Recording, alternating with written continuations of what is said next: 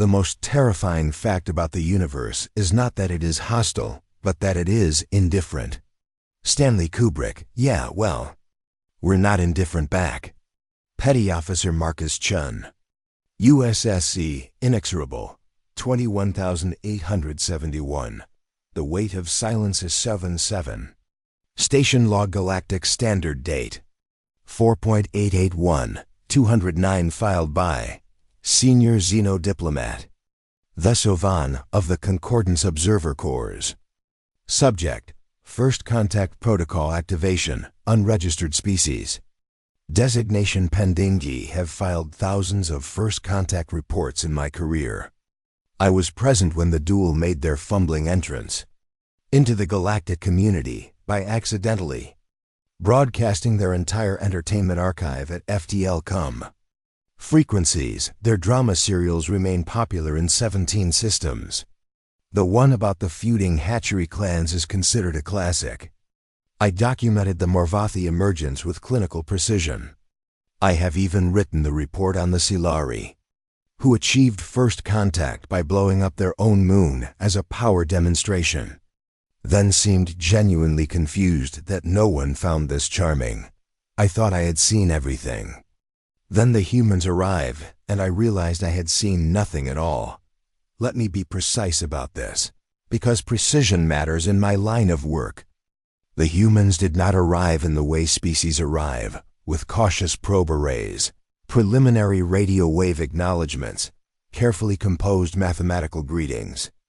They did not follow the Concordance's 17-step first contact verification protocol, a document that took 400 years to negotiate and runs to roughly 11,000 pages.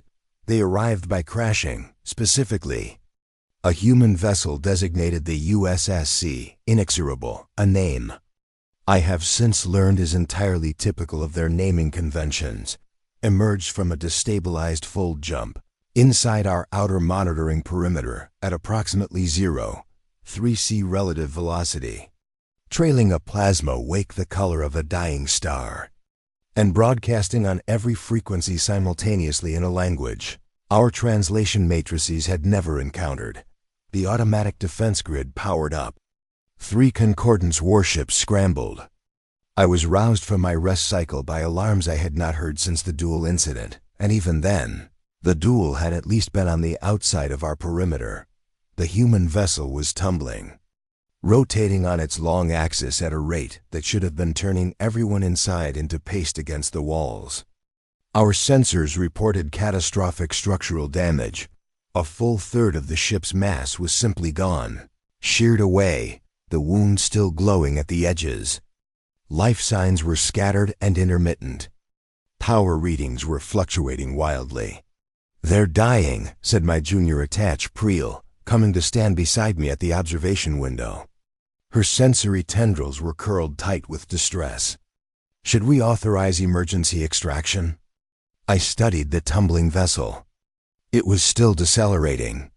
Someone on board was firing attitude thrusters, not randomly, not in panic, but in a controlled sequence, working against the rotation, doing the math, saving themselves. "Not yet," I said. "Senior Thesavan, the structural integrity of that vessel is being managed," I said. "Watch." We watched. Over the course of 4 of our minutes, an eternity in emergency response terms, the tumbling slowed, then stopped. The vessel was still damaged, still hemorrhaging atmosphere from a dozen hull breaches, still broadcasting that incomprehensible noise on every frequency. But it had stopped spinning, and it was decelerating in a controlled arc that would bring it into our traffic management corridor. "They've been in contact with us before," Priel said slowly, running our database. "These humans." The outer arm listening posts registered their radio signals 6 of their solar cycles ago. We classified them as pre-FTL and put them in the standard observation queue. How did they get from pre-FTL to fold jumping in 6 years? Priel's tendrils made the gesture of profound uncertainty. "I don't know. Neither do I."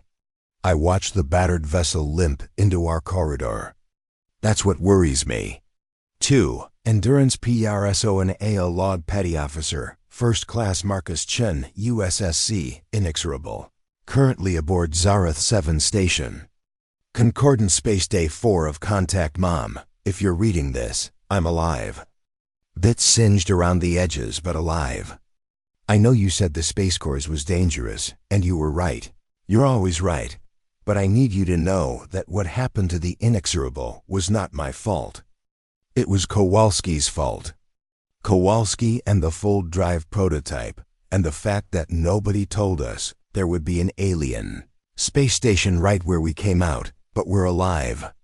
All 43 of us who were left after the accident. And the aliens, they call themselves the Concordants, or at least that's what their translator is telling us. They've been actually pretty decent about the whole thing, mostly surprised. Like, visibly, physically surprised. I don't know what they expected when they cut open our emergency airlock. But I don't think it was Sergeant Okafor threatening to bite the first alien who tried to separate her from her rifle. She does this, I told the alien diplomat, Vesovan. I think it is, though the translator makes everything sound a bit like a very formal sneeze. She's not dangerous. She's just protective. Protective, Vesovan repeated. It had been staring at us for about 10 minutes at that point, with the expression of someone who has opened a package expecting a houseplant and found a volcano instead. Your crew has sustained significant injuries. Several of you require immediate medical attention. And yet your security officer is threatening my medical team. Yeah, that's Okafor. She calmed down. Look, can I ask something? You may ask. How bad is it? The ship? We couldn't get good readings from inside. The fold accident took out most of our sensor array. The alien was quiet for a moment. I couldn't read its face.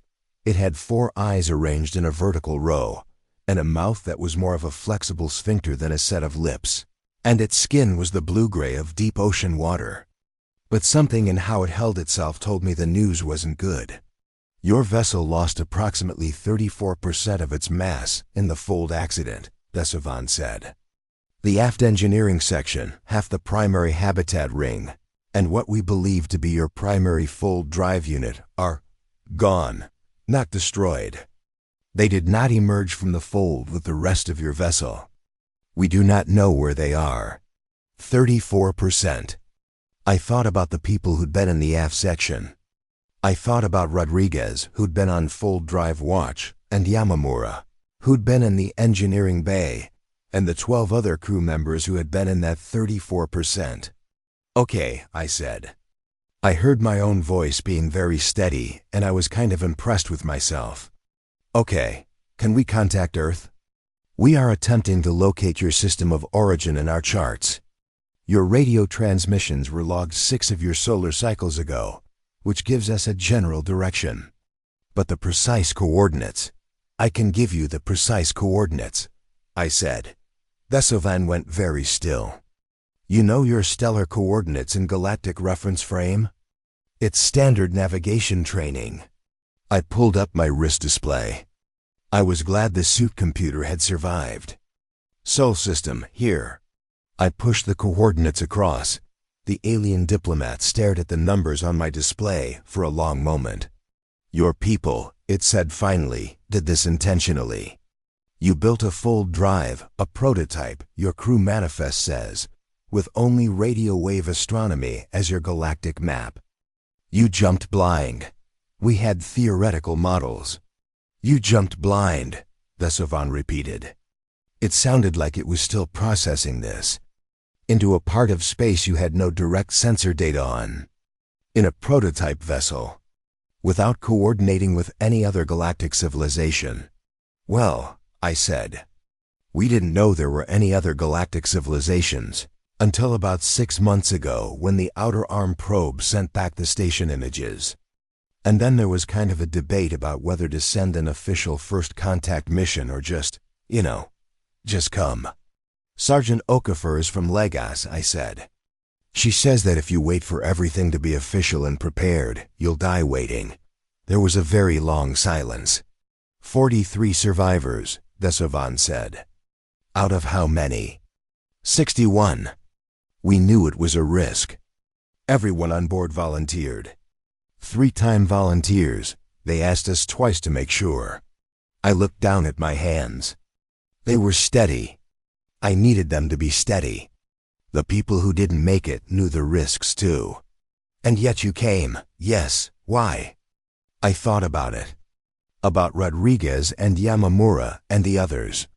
About the 6 months of argument on Earth, the committee hearings and the protests and the counter-protests, and Dr. Vasquez crying happy tears when the first probe images came back.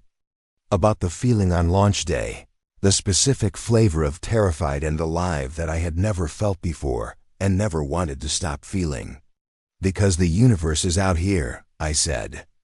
And we're in it. Seemed rude not to say hello. 3. What the records say from the Compendium of Emergent Civilizations. Concordance Central Archive entry. Humanity, Homo sapiens sapiens. Classification, provisional, active observation last. Updated, GSD 4.881, 214. Filed by Senior Xenodiplomat Desovanthi. Following entry represents the first comprehensive assessment of humanity compiled from direct observation. All prior entries were based on passive radio wave monitoring and should be considered insufficient. Homeworld, Sol 3. Designation Earth, native nomenclature. Orbiting a Class G main sequence star in the Orion arm of the Milky Way. Planetary classification. Class 7 Deathworld.